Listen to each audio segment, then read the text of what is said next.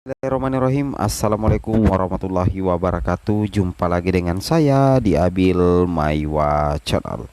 Jadi teman-teman, channel ini adalah merupakan channel pendidikan tempat kita berbagi tentang aplikasi pendidikan, Microsoft Office, serta tips dan triks komputer. Jadi pada video kali ini teman-teman ya, kembali lagi admin akan mencoba mengupdate ya informasi terbaru seputar perkembangan P3K Guru formasi tahun 2024. Yang mana di sini diinformasikan siap-siap P3K 2024 kategori guru honorer yang dites dan tanpa tes di seleksi P3K 2024. Wow, mantap ya. Tapi teman-teman ya, sebelum kita lanjut, bagi rekan-rekan guru yang baru pertama kali menemukan channel ini, jangan lupa tekan tombol subscribe dan aktifkan lonceng notifikasinya agar setiap hari teman-teman bisa mendapatkan update informasi terbaru seputar perkembangan P3K. Tentunya ini informasi yang teman-teman tunggu ya, kategori guru honorer yang dites dan tanpa tes P3K 2024. Kita klasifikasikan terlebih dahulu.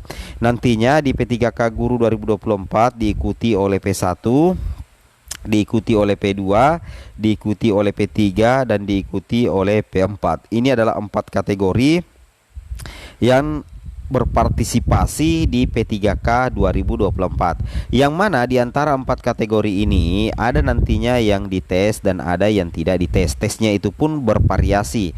Ada yang tes SJT dan ada yang tes umum seperti biasanya. Nah, untuk yang tanpa tes di P3K 2024 itu adalah P1. Totalnya ini adalah 12.000 teman-teman ya. Ini tidak dites lagi di P3K Guru 2024. Jadi kalau misalkan daerah mengajukan formasi semaksimal mungkin untuk P1, maka P1 ini akan diangkat ASN tanpa tes teman-teman ya di P3K Guru 2024. Karena jumlah P1 ini yang lulus PG di tahun 2021 kemarin itu jumlahnya tinggal sedikit teman-teman ya. Tinggal 12.000 lagi ya, tinggal 12.000 aja sih teman-teman ya. Kemudian di sini juga ada P2. Nah, P2 ini adalah XTHK2 teman-teman ya, XTHK2. Nah, bagaimana dengan P2 ini? Untuk P2 yang merupakan XTHK2 tetap akan dites ya, tetap akan mengikuti tes teman-teman ya, tapi tesnya itu adalah tes SJT ya, sama dengan tes di P3K Guru 2023 tapi tes SJT. Kemudian P2 ini akan menjadi prioritas utama untuk dituntaskan karena mereka ini adalah THK2 yang sudah terdaftar di BKN. Jadi tesnya nanti itu adalah tetap tes SJT ya, tidak serumit tes pelamar umum. Kemudian yang ketiga adalah pelamar P3 teman-teman ya. Pelamar P3 ini adalah guru honorer negeri yang terdata di Dapodik ya, masa kerja 3 tahun ke atas. Nah, bagaimana dengan ini P3? P3 ini kan banyak yang berkode P, artinya passing grade di tahun 2023. Nah, berdasarkan info yang kita dapatkan, sekalipun P3 ini mendapatkan passing grade di tahun 2023 yang lalu, P3 ini tetap akan mengikuti tes teman-teman ya. P3 ini akan tetap mengikuti tes sama dengan P2. Cuman tes untuk P3 ini sama, yaitu SJT ya. Oke, situational judgment test ya, tidak serumit tes pelamar umum. Kemudian yang terakhir, kategori yang terakhir itu adalah pengkategorian yang adalah P4. P4 ini adalah pelamar umum, sudah termasuk guru swasta, guru honorer negeri masa kerja 3 tahun ke bawah, kemudian lulusan PPG. Nah, termasuk lulusan PPG ini masuk dalam kategori P4. Akan dites menggunakan tes CAT teman-teman, CAT BKN, yang mana nanti ada kompetensi teknis, manajerial, sosiokultural, dan menggunakan passing grade. Tapi kalau P2 ya, P2 dengan P3 sekalipun mereka dites nantinya itu tidak akan menggunakan PG, tidak menggunakan passing grade teman-teman ya. Itu kelebihan P2 dan P3. Sedangkan P1 ini tinggal duduk manis aja ya. Kalau daerah diusulkan formasi untuk P1 maka tinggal diangkat menjadi ASN tanpa tes, teman-teman ya. Itulah kategori guru honorer yang dites dan tanpa tes di P3K 2024. Cuman apa yang kami sampaikan kita jadikan referensi saja karena kita masih menunggu informasi resmi dari Kemdikbudristek mengenai mekanisme P3K 2024. Jadi apa yang kami sampaikan di sini masih bersifat mentah ya, belum resmi. Jadi tunggu saja ya pengumuman resmi dari Kemdikbudristek. Oke. Hari Guru ini mengambil tema rayakan Merdeka Belajar karena patut kita syukuri dan kita rayakan ada 544.000 guru honor telah menjadi ASN P3K tahun ini. Dan tahun ini formasi yang kita usulkan 600.000, tetapi alhamdulillah dengan perpanjangan yang kita mohon itu bisa menambah formasi lagi menjadi 296.059 formasi. Dan saat ini teman-teman guru kita sudah melakukan ujian dan jika tidak ada aral melintang, maka awal tahun depan jumlah guru honor kita menjadi P3K bertambah menjadi 840.000. Itu satu prestasi yang luar biasa dalam sepanjang sejarah seleksi ASN itu belum pernah terjadi. Bapak Ibu bisa melihat di sini. Ini pertama kali kita butuh 1.200 usulan daerah 506, tapi yang lolos 293.000. Dan ini sebagian yang tidak ada peminatnya adalah daerah-daerah timur yang memang tidak ada guru honornya, tapi tidak ada yang bisa diisi, atau guru-guru pelamar umum itu tidak ada yang memenuhi kebutuhan sesuai dengan kebutuhannya. Lalu 2022 kita kembali usulkan sisanya ya, selisihnya dengan yang pensiun kita tambahkan 781.000. Formasi yang dibuka daerah 319.000, loloslah 250.000. Dan tahun 2023 kembali kita usulkan 600.000. Saat yang lebih menyenangkan sebenarnya tahun 2023 itu di-earmark gaji P3K itu tidak boleh dipakai selain untuk gaji. Tapi tetap saja usulan itu kalau dilihat angka ini kan 46%. 46% saja atau 296.000 saja usulannya.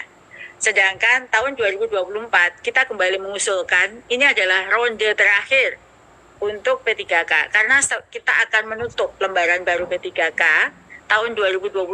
Kita sudah ada ruang talenta guru di mana di sini kita rekrut hanya mengganti guru-guru pensiun saja. Jadi Bapak Ibu yang saya banggakan, kalau sekarang Bapak Ibu melihat ada guru PPG Prajabatan ikut P3K, itu sama sekali beda kapling dengan kapling Bapak Ibu guru honor. Karena guru P3K, guru lulusan PPG Prajabatan, gelombang 1, 2, dan 3 yang baru dibuka ini hanya untuk mengisi guru-guru yang pensiun. Yang gajinya sudah ada guru pensiun. Sedangkan kapling guru honor ini adalah yang sekarang tersedia kebutuhannya. Ini saya belum pernah klarifikasi sama sekali dalam sebuah forum apapun. Tapi di luaran kan banyak sekali informasi. Sekaligus forum ini bisa sebagai forum klarifikasi jika nanti ada yang bertanya. Bapak Ibu yang saya hormati, kita sangat berharap dukungan dari semua pihak. Kami sudah berbicara dengan berbagai kementerian agar 305 ini ada perubahan mekanisme melalui ruang talenta. Jadi dalam ruang talenta ini perubahan mekanismenya itu adalah formasi ini jangan lagi tergantung usulan pemerintah daerah. Karena ini adalah terakhir kali. Jika ini selesai, maka rantai guru honor ini bisa kita selesaikan sejalan dengan amanat Undang-Undang Nomor 20 Tahun 2023 tentang Undang-Undang ASN. Gitu ya. Dan kami juga mendengarkan audiensi dari para tenaga kependidikan di seluruh Indonesia, bermacam-macam asosiasi yang datang, dan sesuai dengan nama Dirjen Guru dan Tenaga Kependidikan, maka kami pun pada menit-menit terakhir, pada saat kita berpaparan dengan Kemenpan RB, menghitung angka kebutuhan tendik, dan kami usulkan 82.717. Ini adalah pada saat terakhir, karena sebenarnya tendik itu sendiri dari Kemenpan dianggap bukan tenaga P3K, tenaga teknis, Karena P3K adalah jabatan fungsional, sehingga jabatan profesional, sehingga dianggaplah belum bisa diusulkan jadi tendik. Tapi kami tetap mengusulkan ya, semoga ini bisa diakomodir di tahun depan. Bapak Ibu yang saya hormati, Bu Suci, jika kurang 5 menit mohon diingatkan ya Bu. Nggak apa-apa Ibu, nanti ditambah kalau masih ada banyak saya kira yang penting untuk disampaikan, Prof. Monggo, Prof. Oh, baik. Bapak Ibu yang saya banggakan, saya hormati dan terima kasih untuk pengertian Ibu Suci sebagai moderator yang baik hati. Bapak Ibu yang saya hormati, saya kabarkan kepada Bapak Ibu semua di sini di ruang ini bagi guru P1 atau guru honor, alhamdulillah kita pada tahun 2022 kemarin ini berhasil. Mungkin Bapak Ibu tahu ya, kalau saya selalu ngomong tentang guru honor ini selalu sebenarnya sedih ya, karena saya itu sebenarnya ingin semua guru honor ini segera jadi P3K, karena visi saya nomor 1 itu supaya segera bisa terrealisasi bahwa seluruh guru itu mendapatkan bangga dengan profesinya, jadi profesi itu sebagai membanggakan, terhormat dan bermartabat gitu ya. Itu harapan saya satu-satunya. Mungkin program prioritas itu banyak sekali, bagi saya itu mudah dieksekusi semua program yang tadi saya sebut. Guru penggerak, sekolah penggerak itu mudah. Tapi yang paling sulit bagi saya dan paling menyita semua energi adalah P3K ini. Kenapa? Ini menyangkut manusia, gitu ya.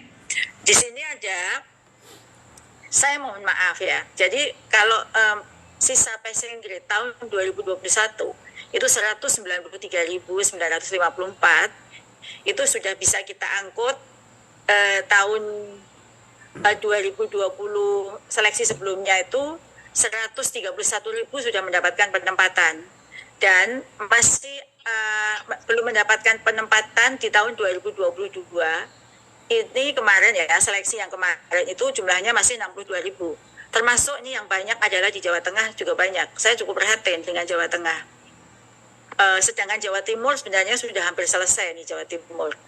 Nah di sini tahun ini alhamdulillah akan terangkut lagi dengan segala cara ya, karena kami memang prioritasnya di P1 dengan berbagai perpanjangan dan pembahasan yang sangat intens, maka 50.248 di seleksi ini sekarang yang sedang berlangsung ini akan mendapatkan penempatan.